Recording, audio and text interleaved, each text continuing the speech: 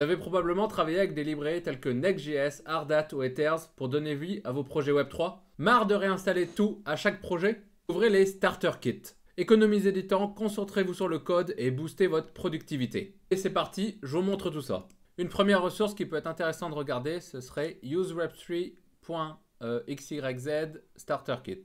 Ici, vous aurez une liste de plusieurs Starter Kits que vous pouvez utiliser selon vos besoins. Donc, par exemple, si vous voulez utiliser Rainbow Kit pour la connexion au wallet, quand on parle de Starter Kit, le terme boilerplate, c'est la même chose. Donc, vous avez plusieurs choses selon ce que vous voulez faire. Voilà, qu'on voit si vous utilisez une Tailwind ou Ardat, vous pouvez utiliser ça. Web3, vous pouvez utiliser ça.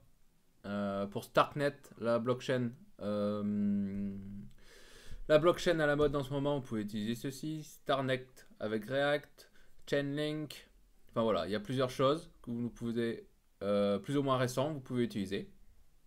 Moi, j'ai mes bibliothèques que je préfère. Donc j'utilise Next.js, Ethers, Ardat, Tailwind et Web3 Modal pour la connexion. Donc j'ai créé mon propre boilerplate. En fait, quand je crée un nouveau projet, je clone mon repo boilerplate et j'ai mon projet configuré. Je peux déjà commencer à coder l'interface, les smart contracts, tout est bien configuré. Donc quand je commence un projet, j'ai déjà cette interface avec le Web3 Modal ici et je sais comment utiliser le projet parce que c'est mon boilerplate et je l'ai configuré avec mes préférences. D'ailleurs, si tu veux utiliser ce boilerplate, je te mets en lien dans la description un accès pour recevoir mon boilerplate spécial, mon starter kit. Tu peux laisser ton email et tu recevras tout ça avec des petits bonus en plus. Je te montre un peu à quoi ça peut ressembler. Ici, moi, comment je fonctionne.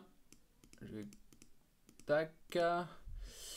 J'ai à la racine mon projet Ardat et j'aime bien mettre à l'intérieur de ce projet Ardat le front-end, donc ma DApp avec tout ce qu'il faut comme librairie. J'utilise donc Web3 Modal, Ethers, React, Next.js et un loader pour les chargements, pour faire des jolis chargements. Voilà, donc tout est configuré. Il y a déjà quelques composantes, le header, le footer, le contexte pour le Web3 Modal. Donc j'ai plus qu'à modifier le code. Et dans le Ardat aussi, il y a tout ce qu'il faut. J'ai par défaut aussi la librairie OpenZeppelin d'installer pour tous les contrats OpenZeppelin. Voilà, ça sera tout pour cette vidéo. Donc les starter kits ici et mon starter kit que je t'offre en description. Allez, ciao!